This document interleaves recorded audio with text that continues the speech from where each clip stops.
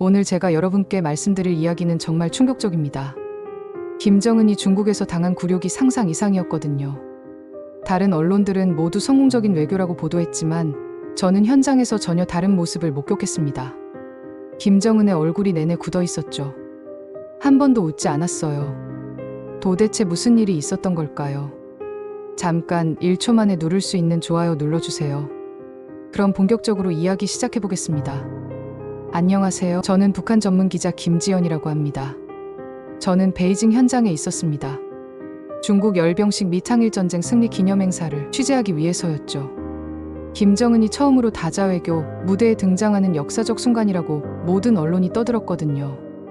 하지만 저는 뭔가 이상하다는 걸 금세 눈치챘습니다. 김정은의 표정이 내내 굳어 있었어요. 시진핑 주석 바로 옆에 서 있으면서도 얼굴이 찌그러져 있었습니다. 제가 20년 넘게 북한을 취재해왔지만 이런 모습은 처음 봤죠. 보통 김정은은 외교 행사에서 만면에 미소를 짓거든요. 그런데 이번엔 달랐습니다. 천안문 주석단에 우뚝 서 있는 모습을 보면서도 뭔가 석연치 않았어요. 분명히 최고의 자리에 있었는데 왜 이렇게 불쾌해 보이는 거죠? 옆에 있던 푸틴과 시진핑은 서로 대화를 나누고 있었는데 김정은만 혼자 뿌룩한 표정으로 서 있었습니다. 저는 직감적으로 알았어요. 여기에 뭔가 큰 이야기가 숨어 있다는 걸 말이죠.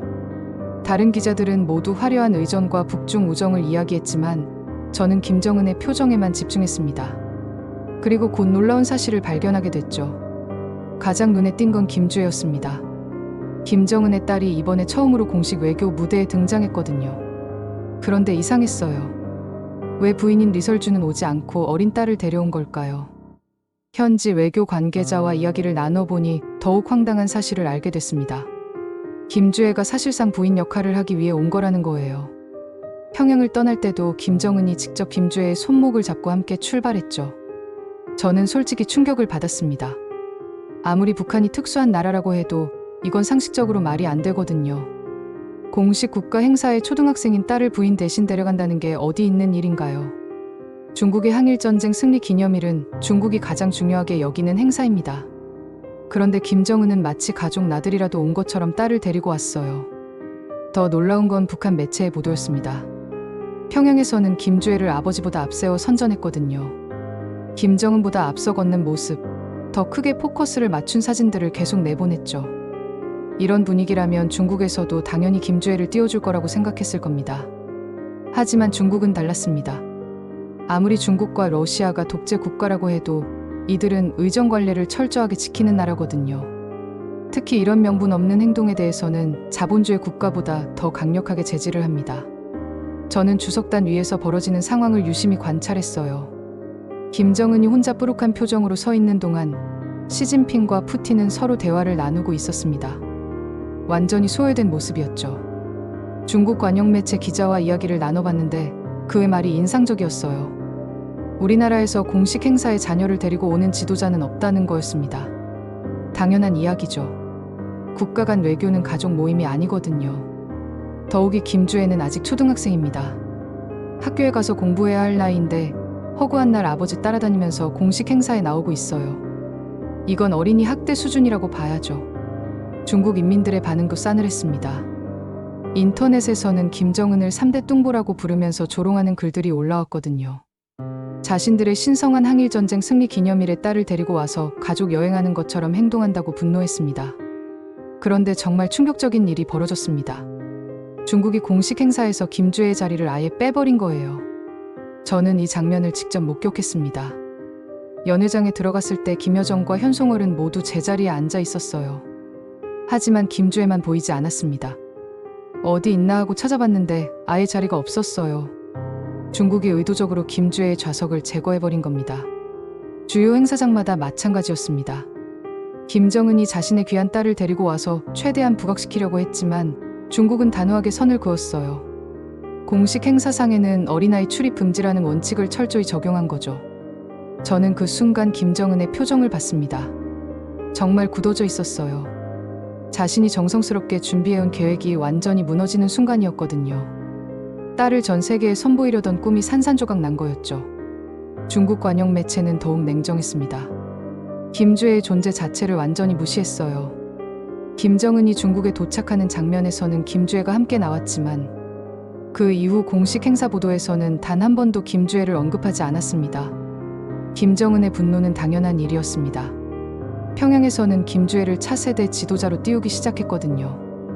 아버지보다 먼저 걷게 하고 더 큰 포커스를 맞춰서 촬영했죠. 이런 분위기로 중국에 간다면 당연히 김주애도 함께 주목받을 거라고 생각했을 겁니다. 하지만 현실은 정반대였어요. 시진핑 주석이나 펑리안 여사가 김주애와 악수하는 장면 같은 건 꿈도 꿀 수 없었죠. 중국은 아예 김주애의 존재 자체를 인정하지 않았습니다. 저는 김정은의 심정을 이해할 수 있었어요. 아버지로서 자신의 딸을 세계에 알리고 싶었던 마음 말이죠. 하지만 외교는 감정으로 하는 게 아니거든요. 국제적인 관례와 상식이 있는 거예요. 더욱 당황스러웠던 건 북한 수행단의 반응이었습니다. 아무도 김정은에게 이런 상황이 벌어질 수 있다고 미리 경고하지 않았나 봐요. 외교 관례상 어린 자녀를 공식 행사에 데리고 가는 건 있을 수 없는 일인데 말이죠. 김정은은 자신이 시진핑 옆 최고의 자리에 서 있으면서도 내내 불쾌한 표정을 지을 수밖에 없었습니다. 자신의 계획이 완전히 망가진 상황이었거든요.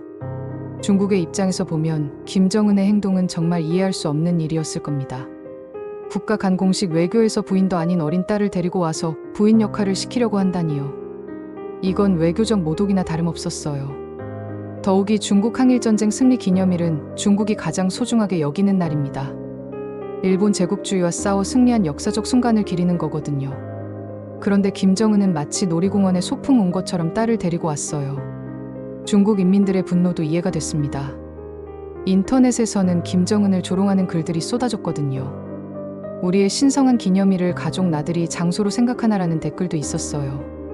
시진핑 주석 옆에는 항상 펑리안 여사가 함께합니다. 이게 정상적인 국가의 부부 모습이죠. 그런데 김정은은 부인을 두고 딸을 데리고 왔어요. 시진핑 주석이 이걸 어떻게 받아들일 수 있겠습니까? 중국은 결국 단호한 조치를 취했습니다. 김주애를 공식 행사에서 완전히 배제시킨 거예요. 어린아이는 어른들의 공식 행사에 나올 수 없다는 원칙을 철저히 적용했죠. 이건 김정은에게 보내는 강력한 메시지였습니다. 결국 이번 김정은의 중국 방문은 완전한 외교 참사로 끝났습니다. 딸을 데리고 가서 전 세계에 자랑하려던 계획이 처참하게 무너진 거예요.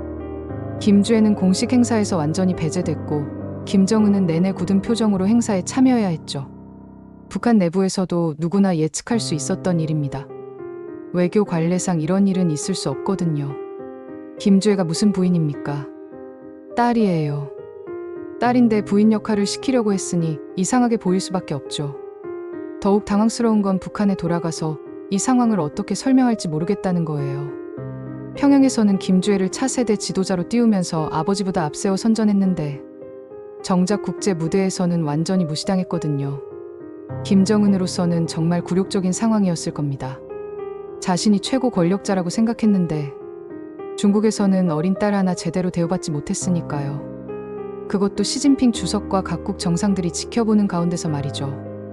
이게 바로 현실입니다.